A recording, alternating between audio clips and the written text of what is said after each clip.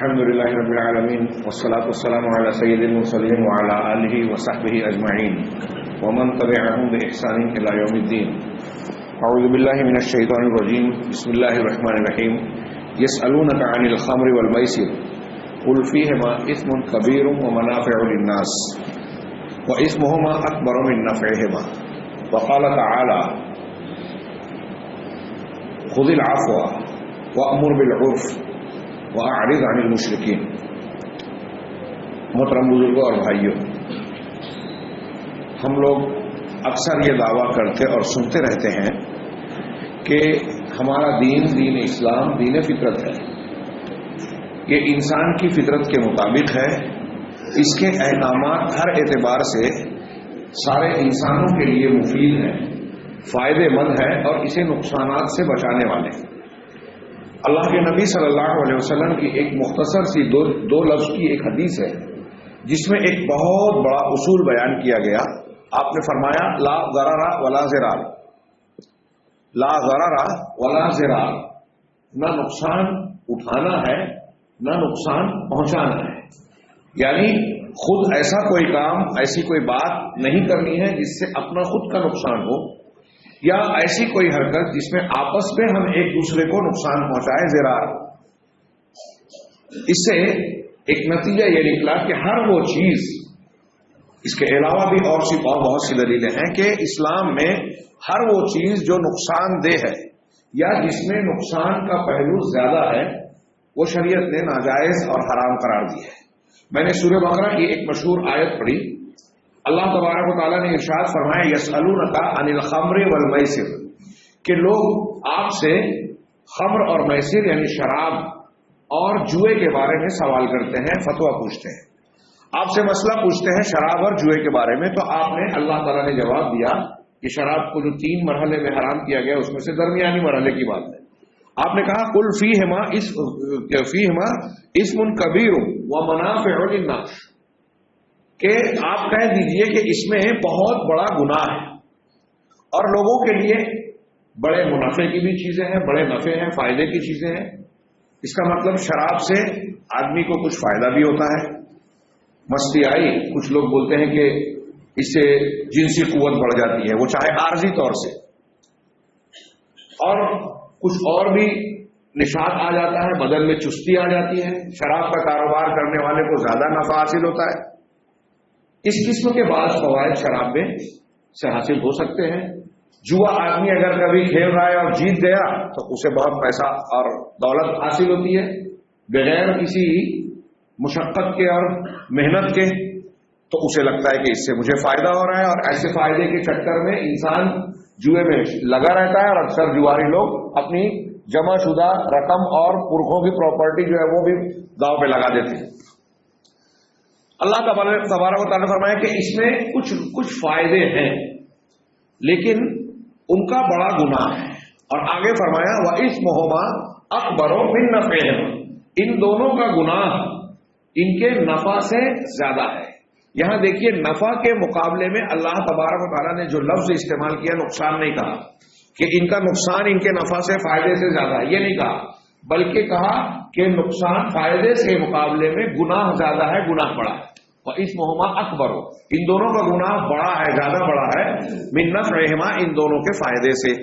اس سے ایک بہت بڑا اصول معلوم ہوا کہ اگر شریعت کی نظر میں ہمارے سامنے کوئی چیز کھانے پینے کی ہو، معاملات کی ہو، کوئی ایسی چیز ہو جس میں ہمیں کچھ فائدہ نظر آ رہا ہے، ایک پہلو سے لگتا ہے کہ اس میں کچھ فائدہ ہے، لیکن اس کے مقابلے میں نقصان بڑا ہے، نقصان زیادہ ہے، تو ایسی صورت میں وہ چیز جائز نہیں ہوگی. اور بہت ساری چیزیں جو اللہ تبارک و تعالیٰ نے حرام کی ہے ہمارے اور آپ پر، سود حرام ہے، شراب حرام ہے، جوا حرام ہے، جیسا کہ یہاں اس آیت میں ان 2 چیزوں کا تذکرہ ہے، اور بہت ساری چیزیں جو حرام ہیں. ان حرام چیزوں میں ہمیں اور آپ کو کبھی کبھی لگتا ہے کہ اس میں فائدہ زیادہ ہے، اس میں لذت حاصل ہوتی ہے. اللہ تبارک و تعالیٰ نے اس سے منع کیا ہے، تو بظاہر اس میں کچھ فائدے کا پہلو دکھائی دیتا ہے جو ہمیں اس اپنی طرف کھینچتا ہے. اسی وجہ سے گناہ میں کشش ہوتی ہے. اور بہت سارے گناہ ایسے ہیں جس میں لذت ہوتی ہے. یہ شراب اور جوا ایسے ہیں جس میں انسان کو لذت اور مزہ ملتا ہے. اسی لیے علامہ ابن تیمیہ نے اس آیت جو سورہ مائدہ کی آیت ہے کہ کیا ہے انما یوقع الشیطان انما یرید الشیطان ان یوقع، اس سے پہلے کی آیت کا حصہ یا ایھا الذین آمنوا انما الخمر والمیسر والانصاب والازلام رجس من عمل الشیطان فاجتنبوہ، کہ اے ایمان والو خمر، شراب، جوا، والازلام، اور فال کے تیر جو شگون کے لیے وہ لوگ نکالتے تھے، والازلام رجس من عمل الشیطان، اور یہ بت کے جو نشانات ہیں یہ گندگی ہے، شیطانی عمل ہے، ان سے تم بچو۔ اس کے بعد اللہ تبارک و تعالیٰ نے کہا انما یرید الشیطان ان یوقع بینکم العداوۃ والبغضاء فی الخمر والمیسر، کہ شیطان یہ چاہتا ہے کہ جوئے اور شراب کے ذریعے سے تمہارے دلوں میں نفرت اور دشمنی ڈال دے۔ یہاں دیکھیے علامہ ابن تیمیہ کہتے ہیں کہ دیکھیے اللہ تعالیٰ کہہ رہا ہے کہ شیطان یہ چاہتا ہے دشمنی کے شراب اور جوئے کے ذریعے سے تمہارے دلوں میں نفرت ڈالے۔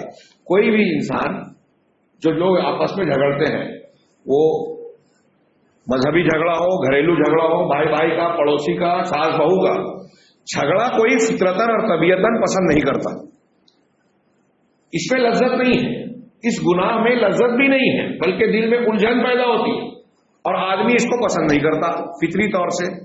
کوئی بھی فساد کو بنیادی اور فطری طور سے انسان کی طبیعت اور مزاج پسند نہیں کرتا، لیکن پھر بھی جھگڑے میں پڑ جاتے ہیں، اس لیے کہ جھگڑے میں پڑنے کے کچھ ایسے اسباب ہیں جو انسان کے پسندیدہ ہوتے ہیں۔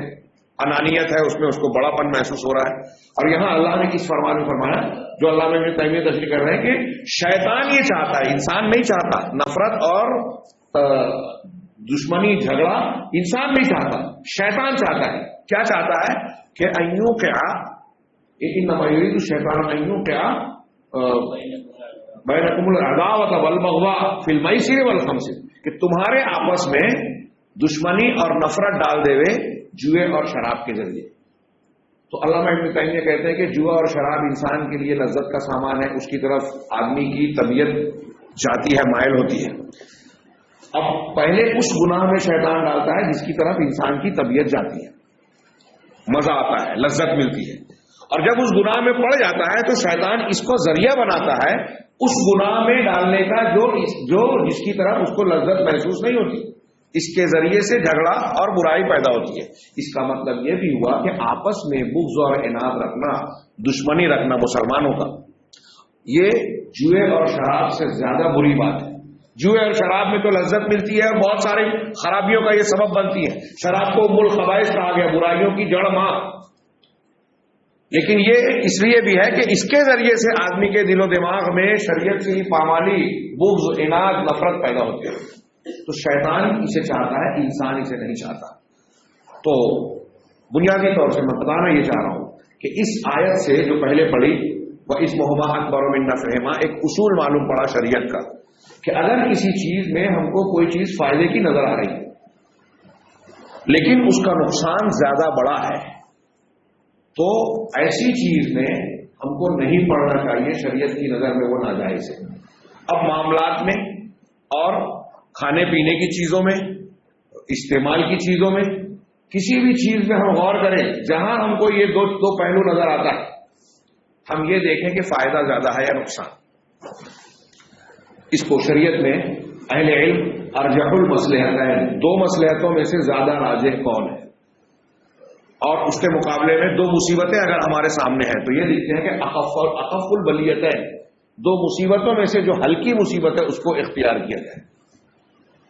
اس کی ایک مثال قرآن کی آیت میں آپ یہ بھی دیکھ سکتے ہیں کہ اللہ تبارک و تعالیٰ نے قرآن میں 4 جگہ پر الگ الگ تھوڑے سے فرق سے بتایا۔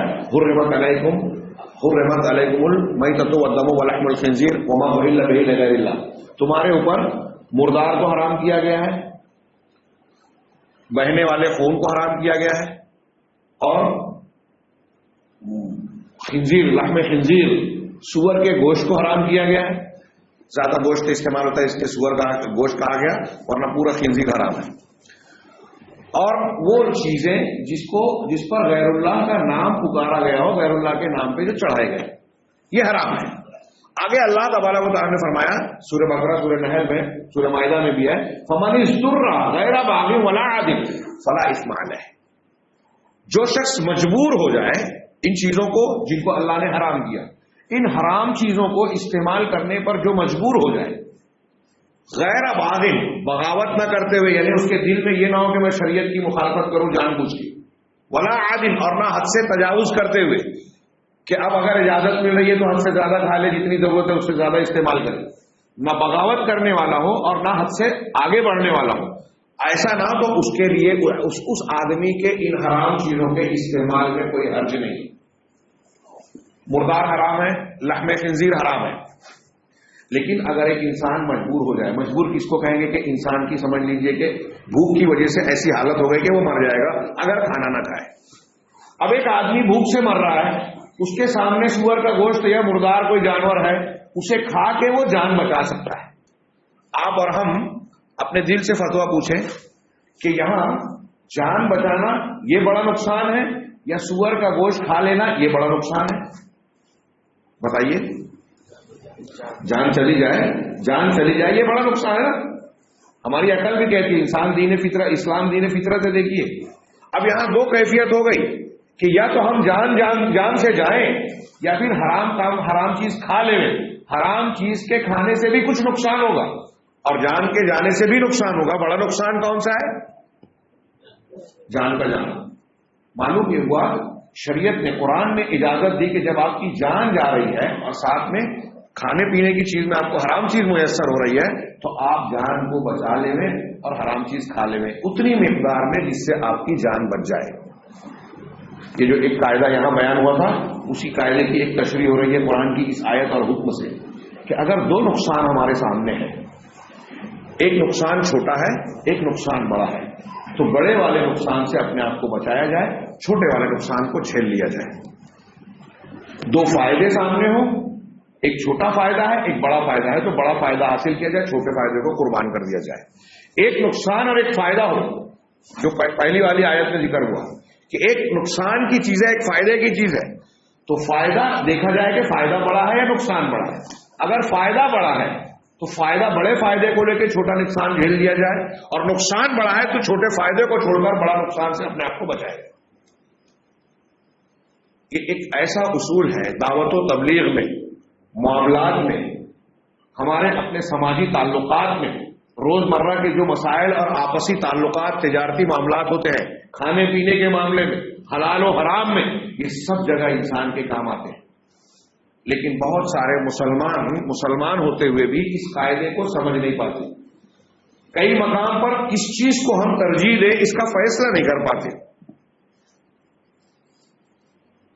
ایک آدمی کو ایک عام حالات میں عبد الرحمان بن کویت کے ایک بڑے عالم ہیں شیخ عبد الرحمان، انہوں نے یہ مثال دی کہ فرض کیجئے کہ آپ کو کسی آدمی نے کچھ رقم 10,000 20,000 روپیہ امانت کے طور پہ دی کہ یہ میری امانت ہے اور یہ امانت فلاں تک پہنچا دیجیے. آپ نے یہ قبول کر لیا، اپنے پاس محفوظ رکھ لیا. سفر میں آپ جا رہے ہیں، کسی کو دینا ہے، دوسرے کی امانت ہے آپ کے پاس.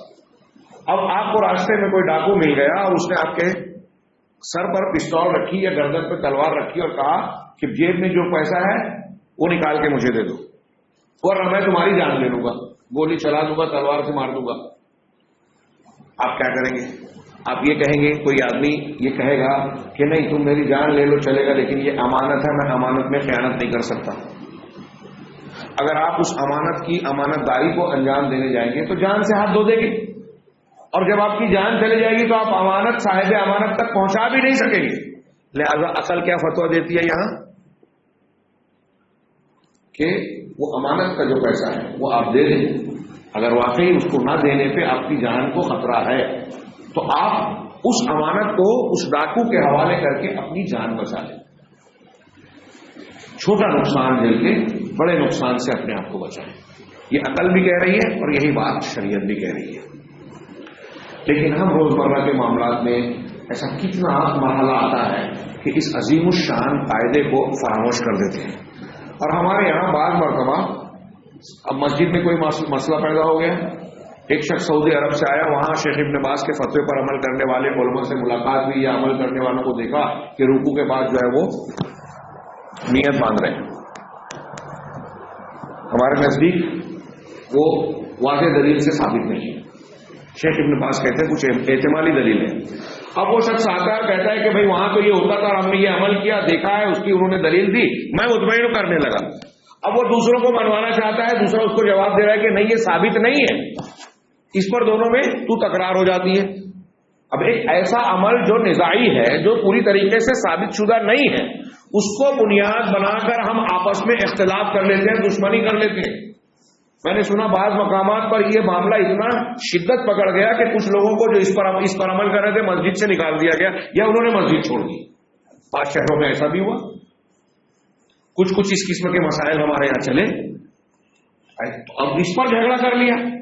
اب میرا سوال یہ ہے کہ یہاں جو ابھی میں نے قاعدہ بیان کیا اس کو یہاں فٹ کرو. ایک مثال دینے کے لیے میں نے یہ بیان کیا, اس کو فٹ کیجیے, چسپاں کیجیے کہ وہ جو آپ نے رکوع کے بعد نیت مانگا یہ مسئلہ بڑا ہے, اس کو مان لینا نہ مان لینا, یا آپس میں اتحاد و اتفاق رکھنا, محبت و تعاون کا ماحول بنائے رکھنا, یہ بڑا مسئلہ ہے. میں اس معاملے میں بہت سارے اہل حدیثوں کو دیکھتا ہوں کہ بعض سنتوں کو اتنی مضبوط پکڑتے ہیں کہ اس سنت کے چکر میں کئی فرض چھوڑ دیتے ہیں.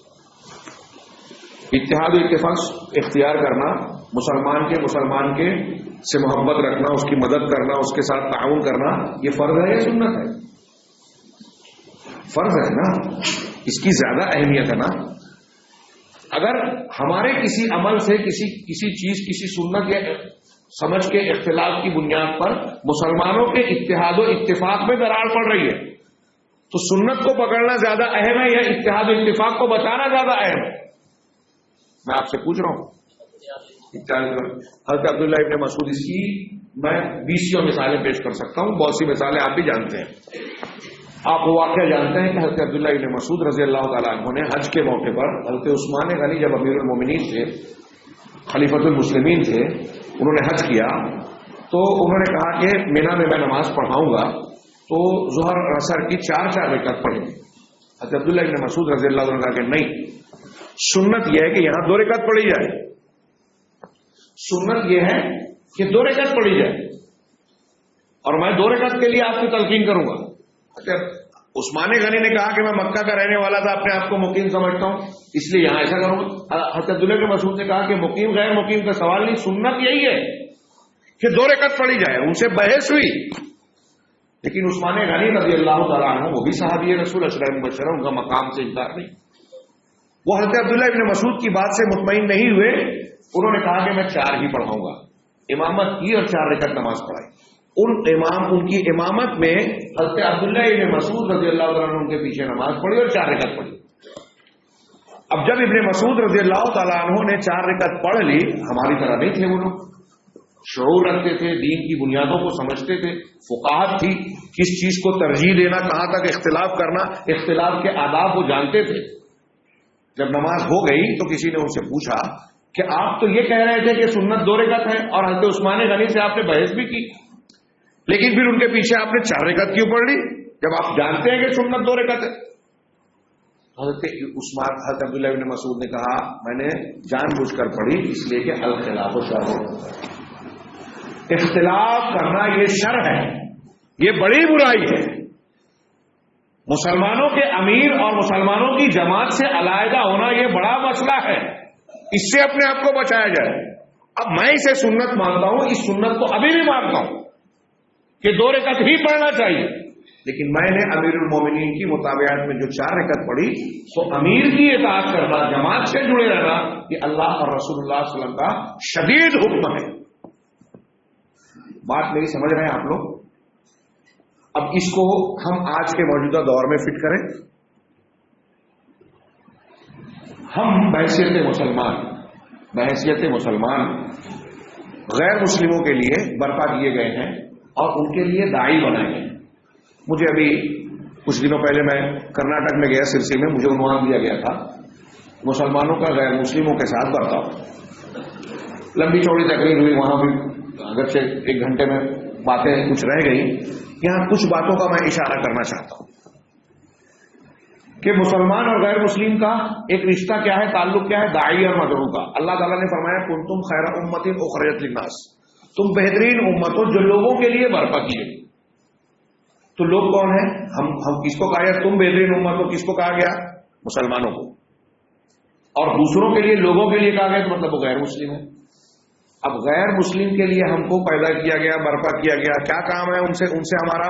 تأمرون بالمعروف وتنہون عن المنکر، نیکی کا حکم دیتے ہو تم اور برائی سے روکتے ہو، تمہارا یہ کام ہے، تبھی تم خیر امت. اب جب ہم دعوت دینے کے لیے جائیں گے، اگر دنیا میں ایک دکاندار ہے، کاروباری ہے، تجارت کرنے والا، وہ اگر یہ چاہے گا کہ میری دکان سے گراہک سامان خریدے تو وہ گراہک کے ساتھ کیسا سلوک کرے گا؟ اپنی دکان کی طرف لانے کے لیے اس کے لیے کیا کیا جتن کرتا ہے؟ اشتہار دیتا ہے، اس کے ساتھ اچھا سلوک کرتا ہے، جب وہ آتا ہے تو نرمی سے گفتگو کرتا ہے، اس کے ساتھ لڑائی جھگڑا نہیں کرتا. کیوں؟ تاکہ وہ میرا سامان خریدے، میرا گراہک بنے. آپ کا دنیا کا فائدہ ہے تو آپ مدارات کرتے ہیں، نرمی سے پیش آتے ہیں. اب آپ کو اگر دین اس تک پہنچانا ہے، اللہ تبارک و تعالیٰ کی توحید اس کے دماغ میں ڈالنی ہے، تو وہ ایسے ہی مان لے گا کیا؟ ایک آدمی اپنے باپ دادا سے ایک مذہب کو، ایک مسلک کو مانتا ہے، آپ جا کے اس سے کہیں گے کہ یہ مسلک ہے، وہ دو جملے میں آپ کی بات قبول کر لے گا؟ اس کے ذہن و دماغ میں کچھ شبہات ہیں، میرے باپ دادا کرتے چلے آ رہے ہیں، اتنے سارے لوگ مانتے آ رہے ہیں. پہلا سوال عام طور سے یہی ہوتا تھا. انبیاء کرام سے لوگوں نے کہا کہ باپ دادا کا طریقہ آپ کی تعلیم کو جسے چھوڑ دیں کیا؟ تو دل و دماغ میں شبہات ہوتے ہیں. اب ان کو قریب کرنے کے لیے ہمیں کیا طریقہ اختیار کرنا چاہیے؟ ہمیں قرآن اور حدیث نے بتایا. جناب محمد رسول اللہ صلی اللہ علیہ وسلم کا پورا اسوہ ہمارے سامنے. ادعو الی سبیل ربک بالحکمۃ والموعظۃ الحسنہ وجادلھم باللتی ہی احسن، کہ تم دعوت دو اپنے رب کے راستے کی طرف، فلاں اور فلاں کے راستے کی طرف نہیں، فلاں مسلک کی طرف نہیں، رب کے راستے، توحید اور اللہ کی نازل شدہ شریعت کی طرف. کیسے دو؟ حکمت کے ساتھ. حکمت زبان کی ہے کہ نرمی سے بات کرو، اچھے سے بات کرو. بولنے کے بھی حکمت کے طریقے ہوتے ہیں. ہمارے مالیگاؤں میں ایک مثال دیتے ہیں، ایک ہی بات کو آپ دو طریقے سے بول سکتے ہیں نا. آدھا گلاس بھرا ہے اور آدھا گلاس خالی ہے. ایک بولتا ہے آدھا بھرا ہے، ایک بولتا ہے آدھا خالی ہے. اور زیادہ ہمارے شہر کی جو میں مثال دیتے دیتے رک گیا کہ ایک آدمی اگر تمیز سے کسی سے پیش آتا ہے تو کہتا ہے کہ میرے ماموں ہیں، اور بدتمیزی کرتا ہے تو بولتا ہے میرے ابا کے سالے ہیں. اپنی والدہ کے بھائی کو بولتا ہے میرے ماموں ہیں. یہ عزت ہے، اس میں عزت کے ساتھ بزرگی کا اور تمیز کا خیال کیا گیا. اور اگر بدتمیزی کرنا کہتے ہیں میرے ابا کا سالہ ہے. تو بات آپ کون سی بولیں گے جس سے سامنے والا آپ کی بات سنے؟ آج ہمارے ارد گرد جو غیر مسلم ہیں وہ فرعون سے زیادہ برے ہو سکتے ہیں یا ہیں؟ ہم موسیٰ سے بہتر ہو سکتے ہیں؟ لیکن اللہ تبارک و تعالیٰ نے موسیٰ علیہ السلام اور حضرت ہارون علیہ السلام دونوں کو کہا، حضرت موسیٰ اور حضرت ہارون کو، کہ فرعون کے پاس جاؤ، اس نے سرکشی کی، وَقُولَا لَهُ قَوْلًا لَيِّنًا لَعَلَّهُ يَتَذَكَّرُ أَوْ يَخْشَىٰ. صحیح پڑھا کہ آپ ان سے جو ہے فرعون سے، کس سے؟ فرعون سے نرم بات کرنا، نرمی سے گفتگو کرنا، تاکہ وہ نصیحت حاصل کریں اور اللہ کا ڈر دل میں پیدا کریں. فرعون کے بارے میں وہ ماننے والا نہیں ہے، کتنا سرکش ہے، کتنا متکبر ہے، اپنے آپ کو رب اعلیٰ کہتا تھا، اللہ سب جانتا تھا، پھر بھی کہا اس سے نرمی سے بات کرنا. تو ہمیں اور آپ کو اگر کسی سے بات کرنی ہے، دعوت دینا ہے یا غیر مسلم سے معاملات کرنا ہے تو کیسی بات کرنی چاہیے؟ نرمی اختیار کرو. اللہ کے رسول نے فرمایا کہ نرمی جس چیز میں ہوتی ہے اس میں حسن پیدا کرتی ہے، اور اللہ تعالیٰ نرمی پہ وہ نعمتیں اور نتیجے دیتا ہے جو اس کے علاوہ کسی چیز پر نہیں دیتا.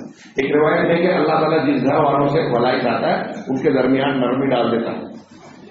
اگر آپ سختی ہے، ہر بات پہ جو ہے غصے گرمی کا مظاہرہ کرتے ہیں تو آپ کا بھی نقصان ہے، گھر میں تناؤ پیدا ہوگا، آپ کے بچوں پر اس کا اثر پڑے گا، تربیتی نقطۂ نظر سے بڑے نقصان ہیں. تو ایک زبان کی حکمت ہے، اخلاق کی حکمت ہے کہ آپ کیسا سلوک کرتے ہیں، برتاؤ کرتے ہیں. یہ سارے اللہ کے نبی صلی اللہ علیہ وسلم کو اللہ تبارک و تعالیٰ نے برتاؤ سکھایا. خذ العفو وأمر بالعرف وأعرض عن الجاہلین. مولانا آزاد کہتے ہیں کہ یہ تین جملے ایسے ہیں کہ معاملات اور سلوک اگر آپ اپنے دشمن سے اور غیر مسلم سے بھی کرنا چاہتے ہیں، اگر ان تین باتوں کا لحاظ رکھیں تو بہت سارے سماجی معاملات اور مسائل پیدا ہی نہیں ہوں گے اور دشمن آپ کا دوست بن جائے گا. اگر اس سے خطا اور غلطی ہو رہی ہے تو خذ العفو، معافی کو اختیار کرو. ابھی سنا یہاں کوئی مسئلہ ہوا تھا کچھ دنوں پہلے اور اس پر جو ہے ایسا ماحول بنا لیا گیا کہ کچھ لوگوں کا ایسا مزاج تھا کہ اسلام اور کفر کی جنگ چھڑ گئی، اور اس پر اگر کوئی شخص مخالفت کرتا ہے، یہ کوئی ایک واقعہ ہو گیا ہمارے سامنے.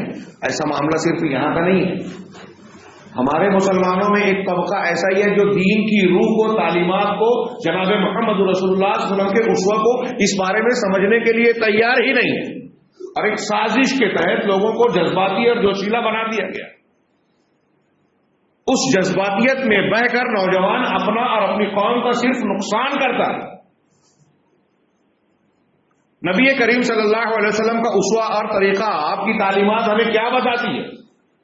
آج کے ہندوستان کے موجودہ ماحول میں ابھی ہمارے علماء، ہمارے قائدین، بڑے بڑے پیشوایان جو اپیلیں جاری کر رہے ہیں کہ 17 تاریخ سے پہلے بابری مسجد کے متعلق، اس کے مقدمے سے متعلق کچھ نہ کچھ فیصلہ اور نتیجہ سنایا جانے والا ہے. اسی پس منظر میں میں نے آج یہ موضوع چھیڑا ہے، ورنہ ہمارا توحید کے اور علم کے فائدوں پر بات چلتی، وہ آگے میں سلسلہ قائم رکھوں گا. ابھی یہ نتیجہ آئے گا، اور اس کے بارے میں رد عمل میں امکان ہے کہ ہمارے خلاف اگر کوئی معاملہ ہوتا ہے تو مسلمان اگر اشتعال انگیزی کرے تو آپ اور ہم اگر نعرے بازی، احتجاج، کوئی شدت کا راستہ اختیار کرتے ہیں، اس میں کوئی فائدہ ہے؟ موجودہ حالات میں آپ دیکھ رہے ہیں حکومت کے محکمے اور دوسرے لوگ کس انداز میں کیا کام کر رہے ہیں. موب لنچنگ ہو رہی ہے مسلمان نوجوانوں کی، اور نتیجہ اس کا رد عمل کیا ہوتا ہے؟ پولیس ادارے محکمے کیا کام کرتے ہیں؟ اب اگر ایسے میں ہم اپنے نوجوانوں کو اشتعال کی بھٹی میں جھونک دیں تو نتیجہ کیا ہوگا؟ کوئی ہمارا قوم اور ملت کا کوئی فائدہ ہوگا؟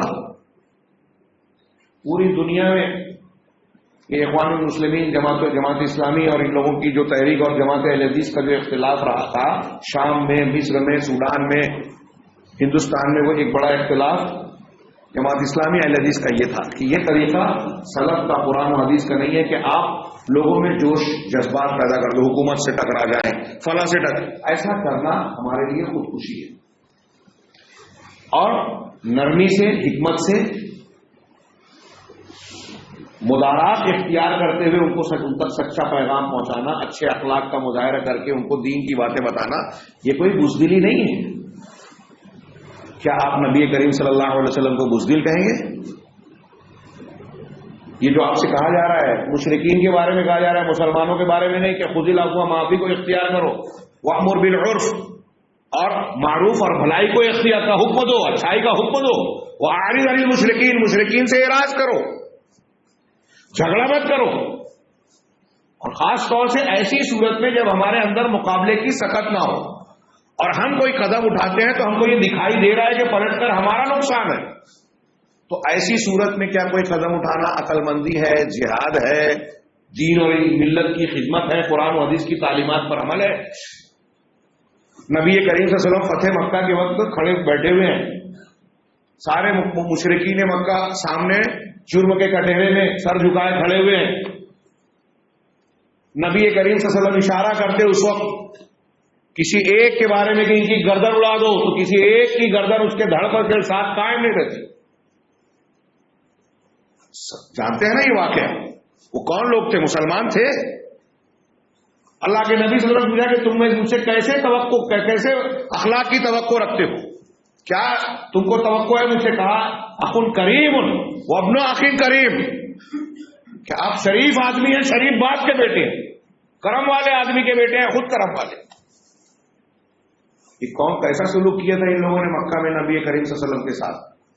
یہ جو سامنے کھڑے تھے انہوں نے کیسا سلوک کیا تھا؟ آپ کو ستایا، آپ کے ہانڈی میں کھانے کی چیزوں میں ڈالا، آپ کی گردن میں جو ہے چادر ڈال کے کھینچا، نسیں تن گئی، سانس اکھڑنے لگے، وہ صدیق نام کے روکا، بخاری کی روایت ہے، ہٹایا اور کہا عقبہ بن ابو معیط کو اتریدون ان تقتلوا رجلا یقول ربی اللہ، کیا تم ایک آدمی کو صرف اس لیے مار دینا چاہتے ہو کہ وہ کہتا ہے کہ میرا رب اللہ ہے؟ کتنا ستایا گیا نبی کو. طائف کا واقعہ اس سے پہلے میں ذکر کر چکا ہوں. آپ کے اوپر اوجھ ڈال دی گئی، اس موقع پر آپ نے کچھ لوگوں کو بددعا دی تھی، جتنوں کو دی تھی سارے کے سارے بدر میں مارے گئے اور قلیب بدر میں ڈالے گئے، ان کی لاشوں کو خطاب کیا. اللہ کے نبی صلی اللہ علیہ وسلم ان مجرمین کو جنہوں نے آپ کو مکہ سے ہجرت کرنے پر مجبور کیا تھا، اب اسی مکہ میں آپ آئے اور سامنے یہ کھڑے ہیں اور کہا کہ جاؤ لا تثریب علیکم اليوم اذهبوا انتم الطلقاء، آج تم پر کوئی پکڑ اور مواخذہ نہیں، جاؤ تم سب آزاد۔ نبی کریم صلی اللہ علیہ وسلم بزدل تھے؟ ایک آدمی آپ کی تلوار لے کے آپ کے پاس کھڑا ہوا ہے، اللہ کے رسول بیدار ہوئے، کہا محمد تم کو مجھ سے کون بچائے گا؟ کہا اللہ، اطمینان کے ساتھ۔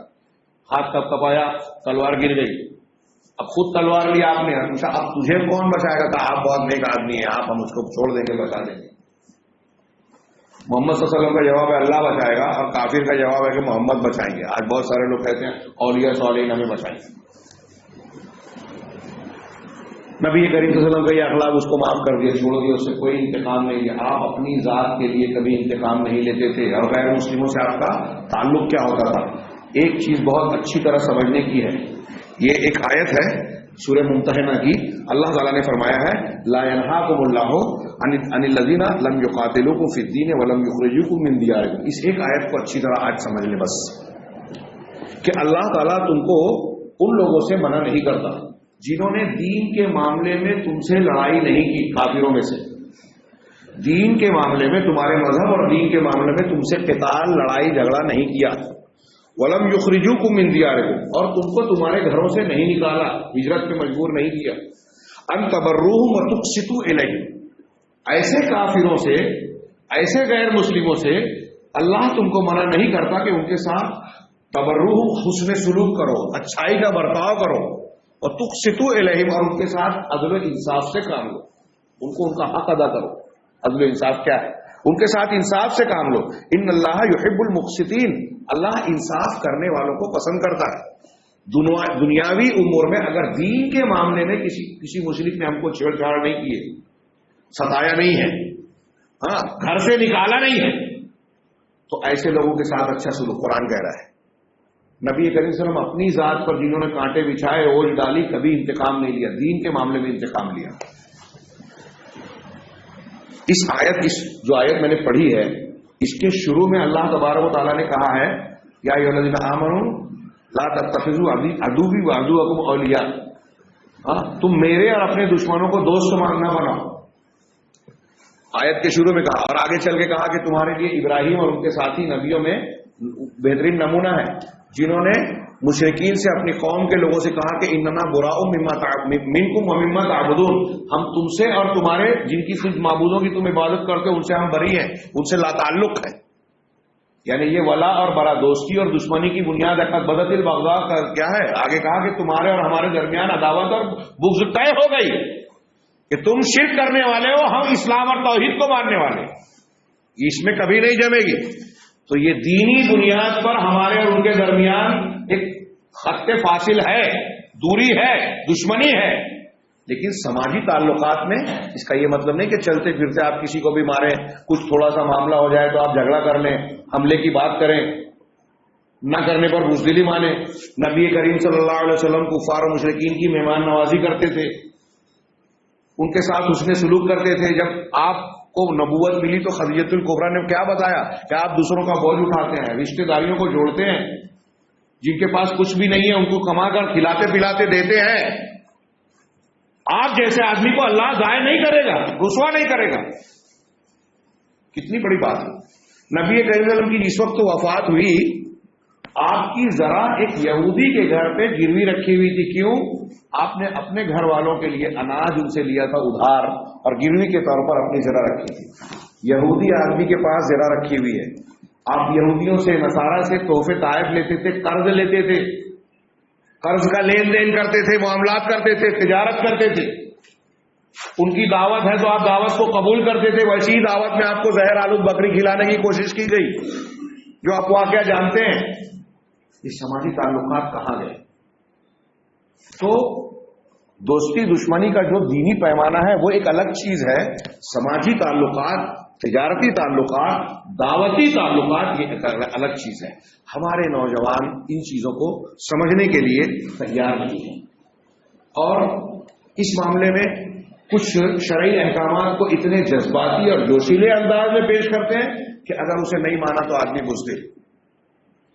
میں ایک دو مثال دے کے بات کو ختم کرتا ہوں، اور وہ قاعدہ یہاں فٹ کیجیے۔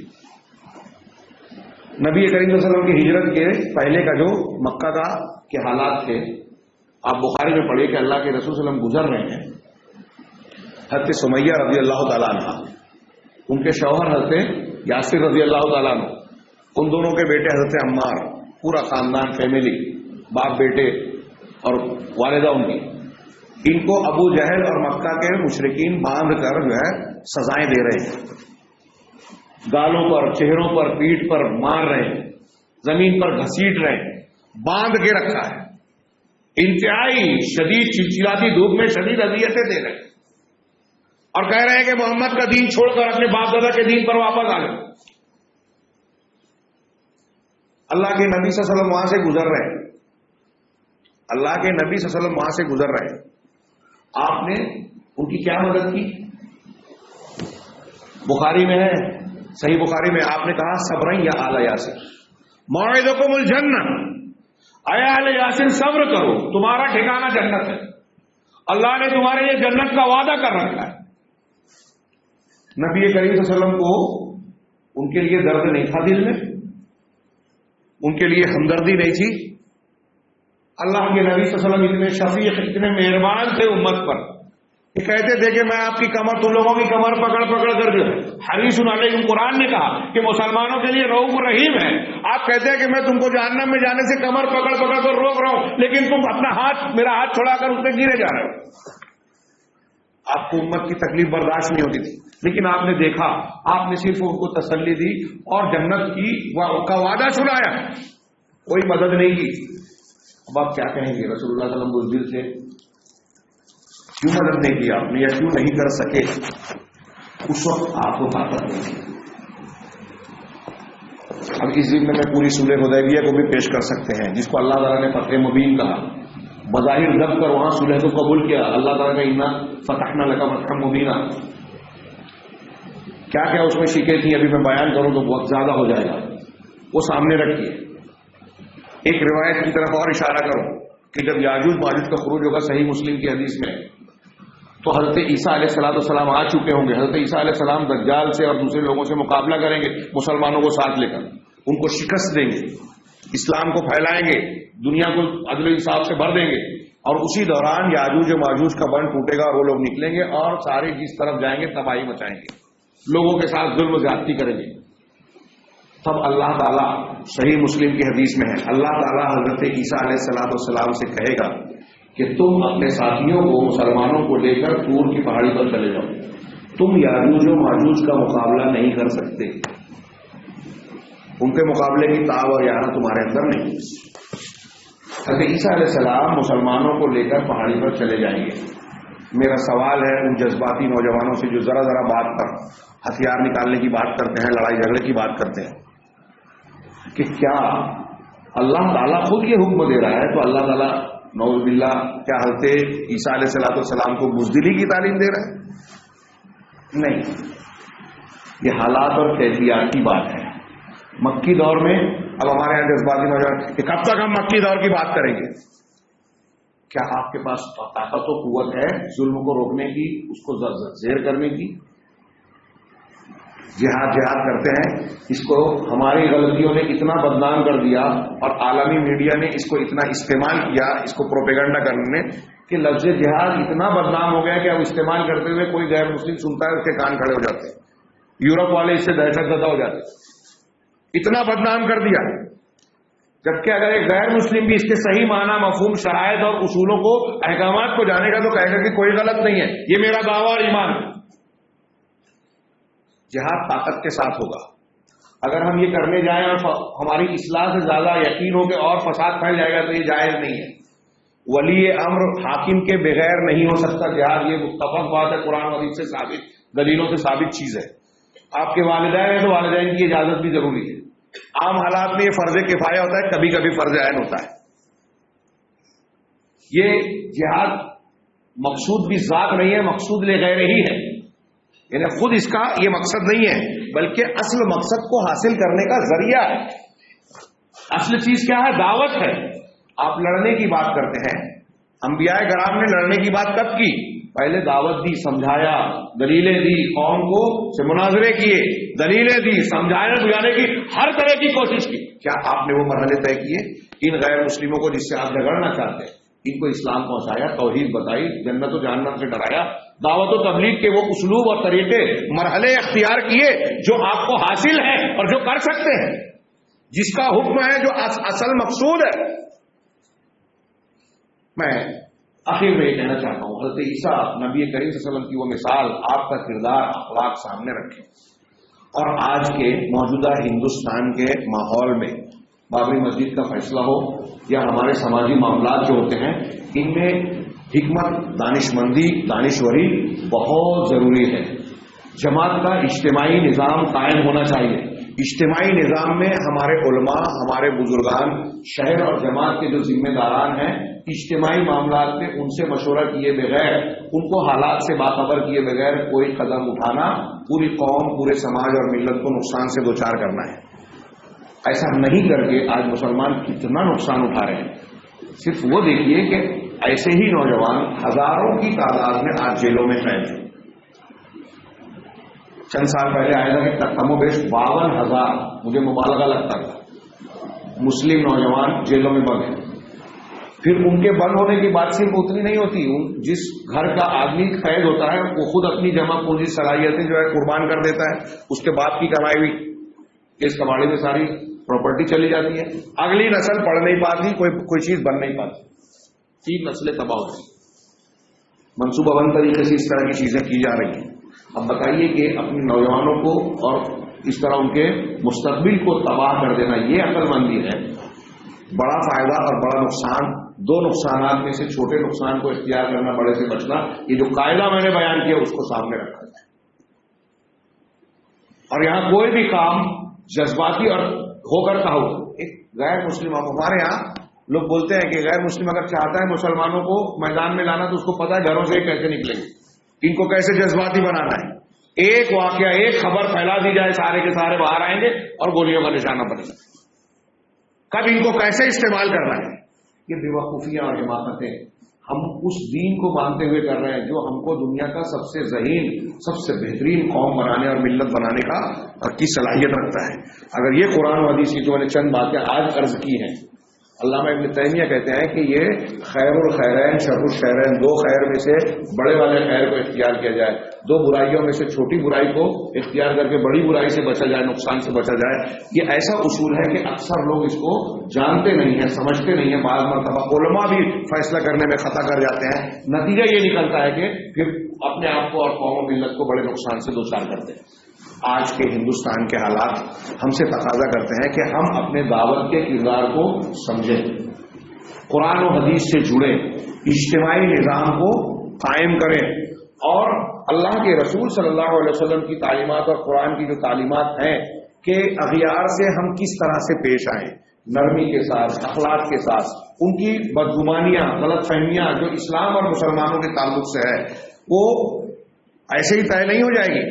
کہ غیر مسلم وہ ہماری کتابیں نہیں پڑھے گا، وہ قرآن حدیث کا مطالعہ نہیں کرے گا، ہمارے درس میں ہماری تقریروں کو سننے آج کے ماحول میں نہیں آتا کوئی. وہ اسلام اور مسلمانوں کو پہچاننے کی اس کی سب سے بڑی چیز جو ہے کہ مسلمانوں کے کردار کو، ہمارے اور آپ کے معاملات کو دیکھتا ہے کہ یہ سچے ہیں کہ جھوٹے ہیں، یہ ان کا کردار اور کیریکٹر کیسا ہے، ان کے بارے میں. اب ہم جو ہے ایک طرف ایسے جذباتی کردار کا مظاہرہ کرتے ہیں اور میڈیا یہ بتاتا ہے کہ دین اور اسلام جو ہے انتہا پسندی کی تعلیم دیتا ہے، تو ان کو لگتا ہے کہ یہ میڈیا صحیح کہہ رہا ہے کیونکہ مسلمان تو ایسا جذباتی نظر آتا ہے. ہمارے اس جذباتی کردار، غیر دانشمندانہ اقدامات یہ جو اختیار کرتے ہیں، یہ قرآن حدیث کی مخالفت ہے. یہ قرآن و حدیث اور نبی کریم صلی اللہ علیہ وسلم کی تعلیم نہیں ہے. بہادری کوئی اور چیز ہے، جذباتیت الگ چیز ہے. بہادری کے مقام پر بہادری بتائی جائے، اور یہ زیادہ دور اندیشی اور دانشمندی کی بات ہے کہ آپ اس کام کو ہر موقع پر اختیار کریں جو قوم اور ملت کے لیے مفید ہے. چند باتیں میں نے عرض کی. اللہ تبارک تعالیٰ سے دعا ہے کہ وہ ہمیں دین کی صحیح سمجھ عطا فرمائے اور ہر معاملے میں وہی قدم اور راستے اختیار کرنے کی توفیق عطا فرمائے جو ہمارے لیے، ہماری قوم و ملت کے لیے، دنیا اور آخرت کے لیے مفید ہو. وآخر دعوانا الحمدللہ رب العالمین.